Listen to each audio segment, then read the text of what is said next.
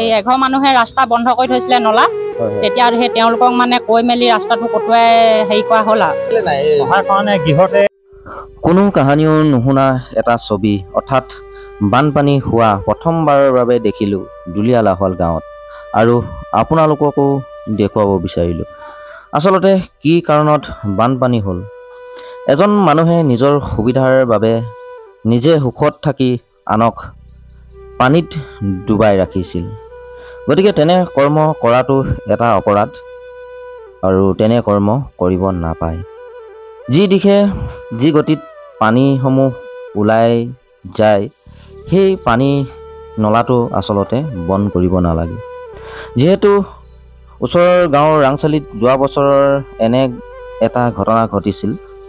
তেতিয়া circle officer বাইদেৱে আহি পানী খুলি দিয়াৰ ব্যৱস্থা কৰি দিয়ে আৰু তেনে কৰ্ম নকৰিবলৈ কৈ থৈ যায়।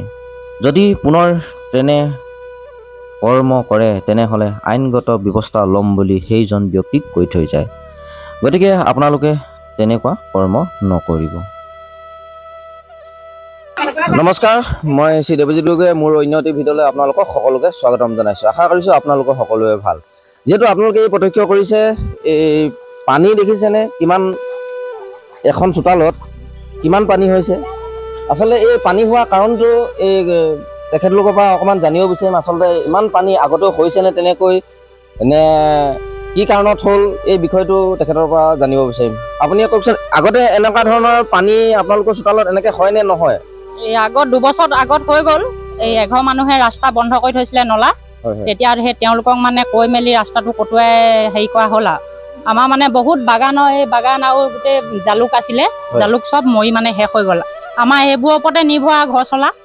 তাৰপৰা তেওঁলোকক আমি কৈ মেলি আমাৰ নিজৰ মানে মালিকে নলা কাটি দি কেনে মানে তামোল চামোল গড় দি কেনে তেওঁলোকক মানে সেইটো ৰাস্তা খোলা হ'ল।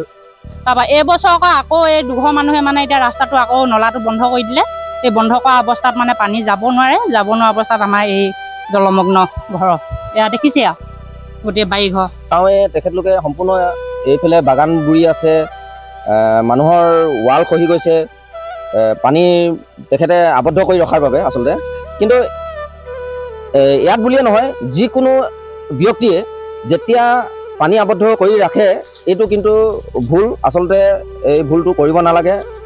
যিটো গতিত আচলতে পানীটো পাৰ হৈ যাব লাগে আচলতে সেই তেনেধৰণে পাৰ হ'ব দিব লাগে। আৰু পানী বন্ধ কৰাটো এইটো এটা অপৰাধ। যিহেতু বহুত মানুহৰ ক্ষয়ক্ষতি হয়। গতিকে আপোনালোকে এইবিলাক কৰ্ম নকৰিব তাকে মই এই ভিডিঅ'টোৰ যোগেদি আপোনালোকক অনুৰোধ জনাইছোঁ। আপুনিতো এতিয়া দেখিলোঁ এতিয়া কোৱা অনুসৰি আপুনি গৈ তাত নলাটো খান্দিলেগৈ। ৰাতিপুৱা কেইটামান বজাৰ পৰা লাগি আছে আপুনি? এই 5টামান বজাৰ পৰা লাগি আছে। আপোনাৰ লগত আৰু ৰাইজে সহায় কৰিছিলে নাই? সহায় কাৰণে গৃহতে এটা হাজিৰা দি কিনে হেৰি কৰি অলপ মোৰ লগতে লাগি দিছে। মানে যিজনে পানী আবদ্ধ কৰি ৰাখিছিলে তেখেতে এটা হাজিৰা দিম বুলি ক'লে নেকি আপোনাক? মোক নিদিয়ে, বেলেগ এজনক দিব।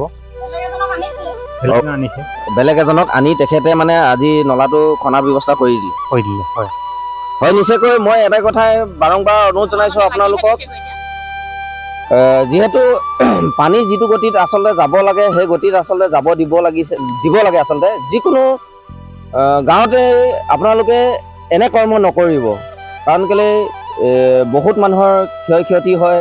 এইফালে আপোনালোকে দেখিছে চাহ বাগান পানীৰ তলত, এইফালে তামোল গছ পানীৰ তলত, জালুক এখেতে জালুক কৰি ৰাখিছে। যদি এইবিলাকত সম্পূৰ্ণ যদি পানী সোমাই আবদ্ধ হৈ থাকে সকলো গছ মৰি যাবলৈ আছে। গতিকে আপোনালোকক বাৰম্বাৰ অনুৰোধ জনাইছোঁ যাতে এই কৰ্ম আপোনালোকে নকৰিব। সেই হেতুকে মই আপোনালোকৰ আগলৈ এই ভিডিঅ'টি প্ৰস্তুত কৰিছোঁ আৰু আপোনালোকক দেখুৱাবলৈ চেষ্টা কৰিছোঁ।